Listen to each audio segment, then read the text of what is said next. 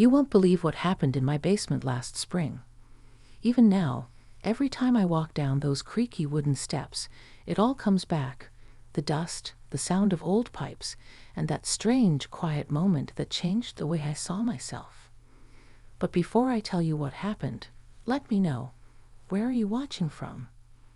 I love hearing the cities and small towns popping up in the comments. Boston, Tulsa, maybe somewhere out in Montana? And if you haven't already, tap that subscribe button and give this story a like. It helps more people find us, and honestly, it means the world to me. So, here's how it all started. It was one of those gray afternoons when the sky just couldn't decide whether to rain or give up. My son had gone off to spend the weekend with his girlfriend, and the house felt far too quiet. At 58, you start noticing silence in a different way. It presses on the walls. It breathes with you.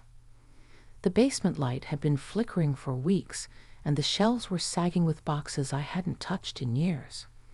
I told myself I'd finally sorted out. I pulled on an old sweater, tied my hair back, and went down there with a mug of coffee that cooled too fast in my hand. That's when I heard the knock. It was Ethan, my son's friend.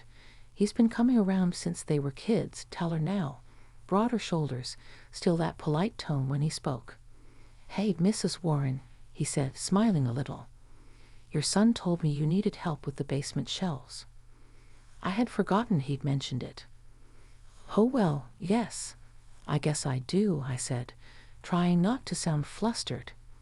It's funny how you can live your whole life thinking you're past caring what anyone thinks of your messy house, but one unexpected guest can undo that confidence in a second. He followed me down the stairs, careful not to bump his head on the low beam. The air was cooler down there, heavy with the smell of old cardboard and damp concrete. A bulb hummed overhead, flickering just enough to make everything feel softer, quieter. We got to work side by side, pulling down boxes, sorting through old photo albums and piles of Christmas ornaments that had lost their sparkle years ago. Every so often he'd pause, look at a picture, and ask gentle questions about my late husband, about the old house we used to live in, about my son's childhood. It surprised me how easy it was to talk. I hadn't really opened up to anyone in a long time, not like that. There's something about someone younger listening without judgment, without interrupting, that feels grounding. At one point, he pulled out a small wooden box I'd nearly forgotten. "What's this?" he asked. I took it from him carefully. It was my husband's old keepsake box, filled with little notes, keys that no longer fit any locks, ticket stubs from concerts we couldn't afford back then. My throat tightened. "It's memories," I said softly. Ethan didn't say anything. He just nodded, his expression thoughtful, respectful. That silence, kind, patient, felt like a hug you didn't see coming. The hours passed without either of us noticing.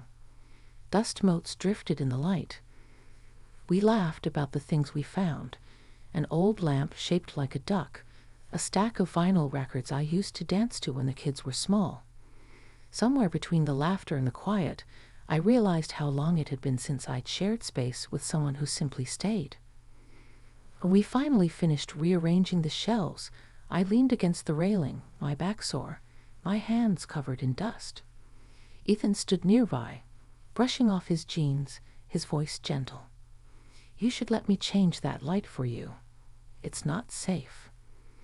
I tried to protest, but he was already reaching up, steady and sure, the way someone is when they're used to helping.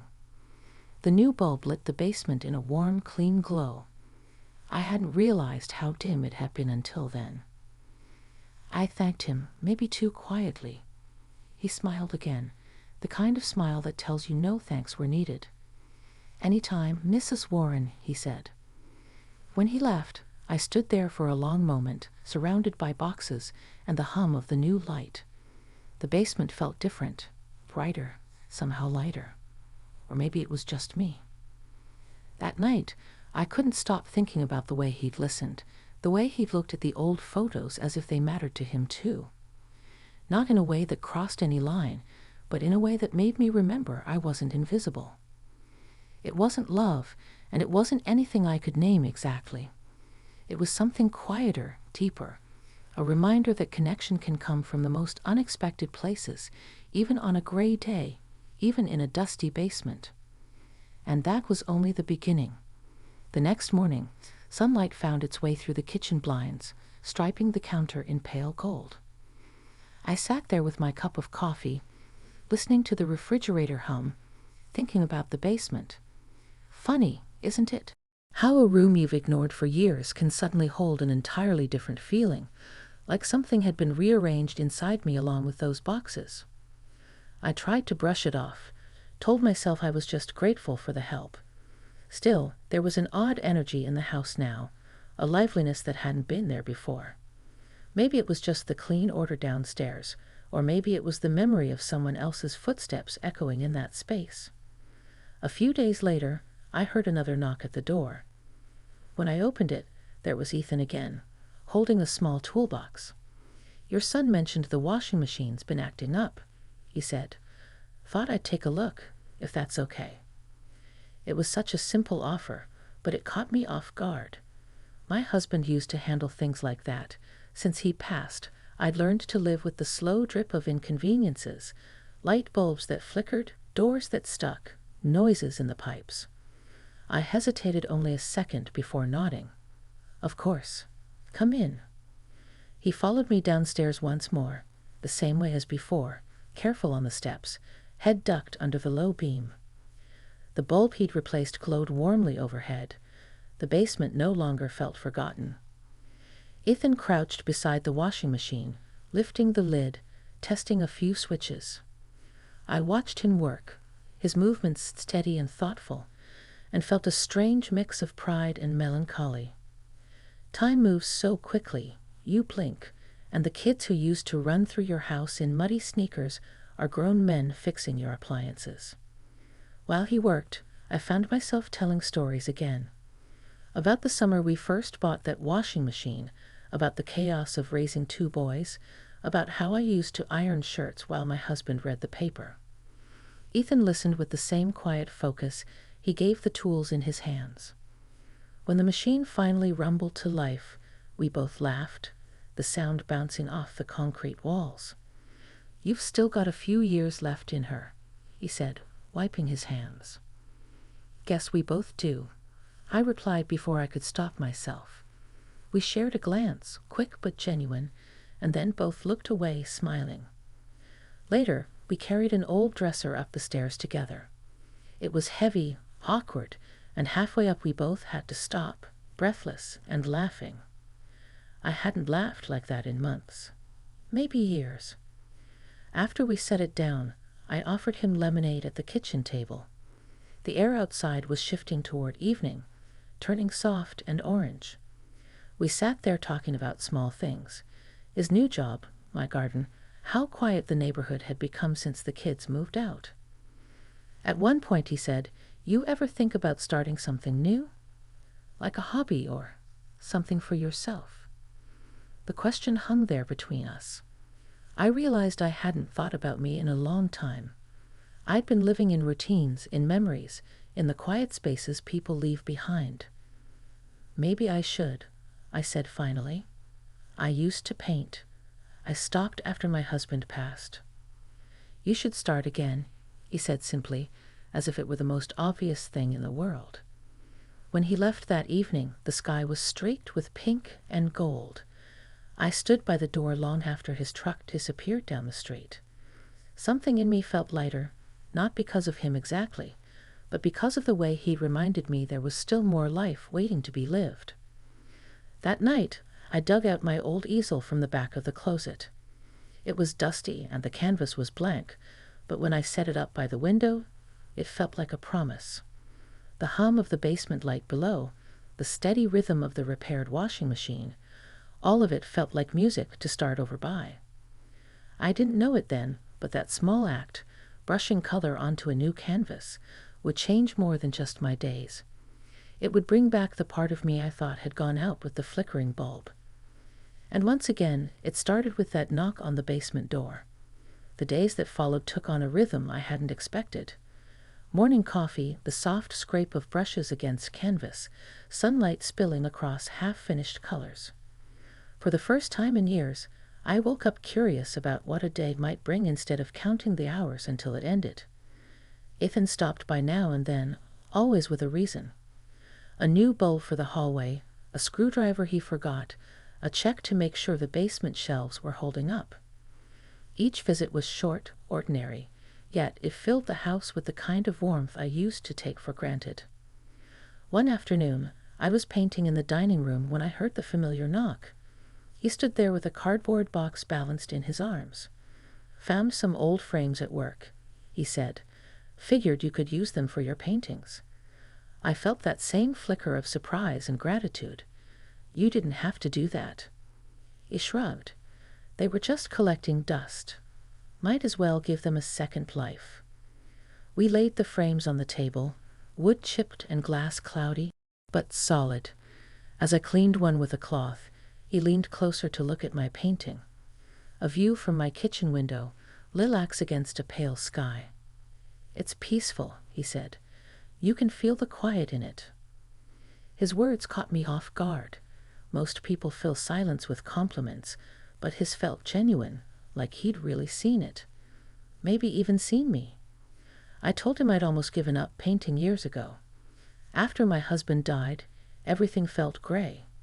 Color didn't make sense anymore. He was quiet for a long moment. "My mom was like that when my dad left," he said softly. "She used to sew, but she couldn't even look at her machine for years. Sometimes the hardest thing is remembering that you're allowed to start again." Something in that sentence stayed with me. You're allowed to start again. We spent the rest of the afternoon hanging the finished paintings on the wall above the stairway. As we worked, laughter came easily, about crooked nails, about the one picture that kept tilting no matter what. It felt good, that kind of easy company. No pressure, no expectation, just the shared effort of making a space feel alive again. When everything was done, I stepped back to look at the wall. 5 paintings, sunlight catching on the glass, color spilling into the hallway. For a moment I didn't recognize the house. It looked cared for again. "You've got an artist's hand," Ethan said, wiping dust from his palms. "More like an old lady's hobby," I teased. He shook his head. "No, it's more than that."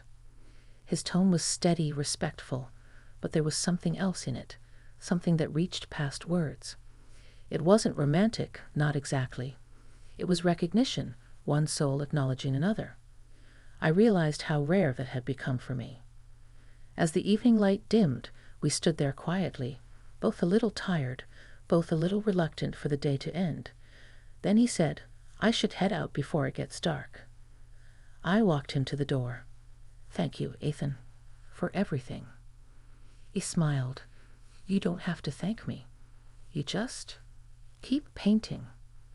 When the door closed, the house didn't feel empty the way it used to. I went upstairs and turned on a small lamp, its glow soft and golden.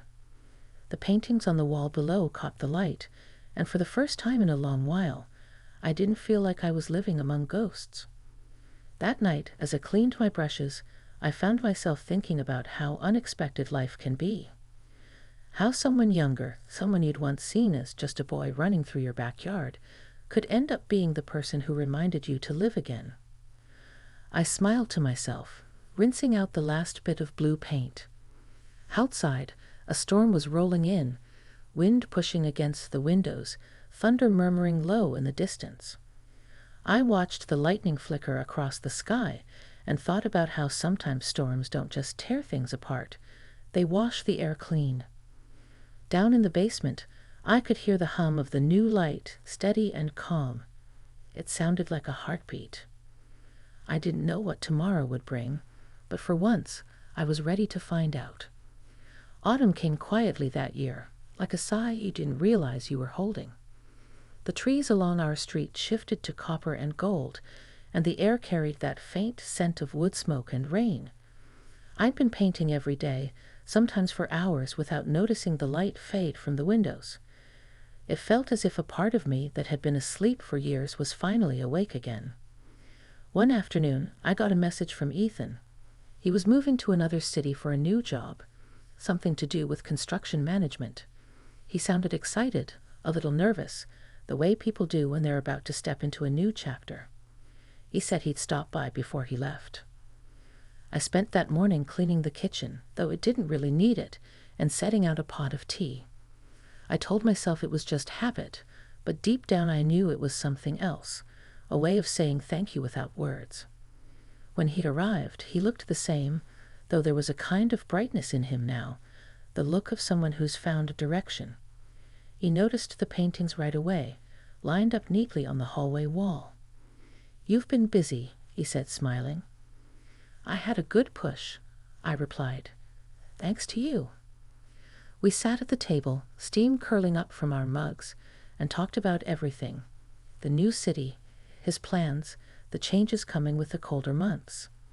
It was easy, familiar, the kind of conversation that feels like walking down a well-worn path you've known forever. After a pause, he said, "I just wanted to say, thank you, Mrs. Warren, for letting me help out, for listening. It meant more than you know." I smiled at that, the kind of small, proud smile that comes from seeing someone you care about find their way. "You've got a good heart, Ethan. I hope you keep it that way." He looked down, then back up. "You taught me more than you think, about patience, about not giving up on things." For a moment, there was a quiet stillness in the room, the kind that doesn't need to be filled, just two people who had crossed paths at the right time, each giving the other something small but lasting. When he stood to leave, I walked him to the door again, just like before. The air outside was cool, the sky soft and gray. He reached out and shook my hand, firm and warm.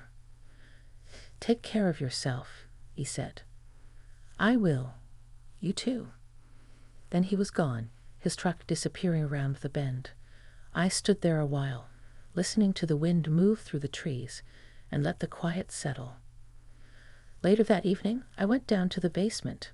The shelves were still sturdy, the new light still burning steadily above. I ran my fingers along the old wooden box on the top shelf, the one filled with memories of my husband, and for the first time, I didn't feel the ache of loss. I felt gratitude for what had been and for what was still possible. Upstairs, I sat by the easel and started a new canvas. The first brushstroke was hesitant, then another, and soon the colors began to find each other. Soft blues, deep greens, the faint shimmer of gold across the horizon. It was a picture of the basement window, light spilling out into the dark. I realized, as I painted, that it wasn't about the basement at all. It was about change, the kind that sneaks up on you, that shows you new light in familiar rooms. Sometimes the people who come into your life for a short while leave something that lasts far longer than their presence. They remind you to keep your hands busy, your heart open, your life moving forward. When I finished, I stepped back and looked at the painting. It wasn't perfect, but it felt alive. Outside, the evening deepened into night. I turned off the light and stood there a moment, listening to the house breathe around me. Then I smiled, whispered a quiet thank you to the stillness, and climbed the stairs. Because sometimes the most unexpected help doesn't just fix what's broken. It helps you remember who you are. And that truly is what happened in my basement.